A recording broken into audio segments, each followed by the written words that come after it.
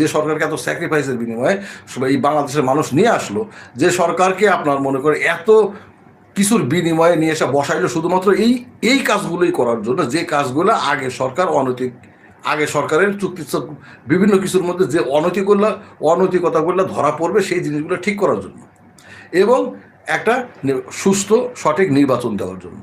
তো কোন কাজটা তাহলে কি করতেছে? আর এইরকম একটা দৃশ্যমান আদানের চুক্তি নিয়ে এইরকম একটা বিষয় হচ্ছে, আমাদের প্রধান উপদেষ্টা এই বিষয়গুলো কি আপনার মনে করেন তার নজরে নাই? সে আপনার জানে না? এটা তো লুকানোর কিছু নাই। আর প্রত্যেকটা পেপার পত্রিকা থেকে প্রত্যেক জায়গায় প্রত্যেকটা মিডিয়াতে আপনার কথাবার্তা হচ্ছে, প্রত্যেকটা মিডিয়াতে আলোচনা আসতেছে, কিন্তু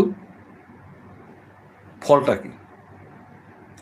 তাহলে কি সরকার আবার বলবে যে আমলাতান্ত্রিক জটিলতায় যেরকম আপনার আহতদের ঠিকমতো সুচিকিৎসা দেওয়া যাচ্ছিল না, টাকা পয়সা দেওয়া যাচ্ছিল না, আমলাতান্ত্রিক জটিলতার উপর দিয়ে সরকার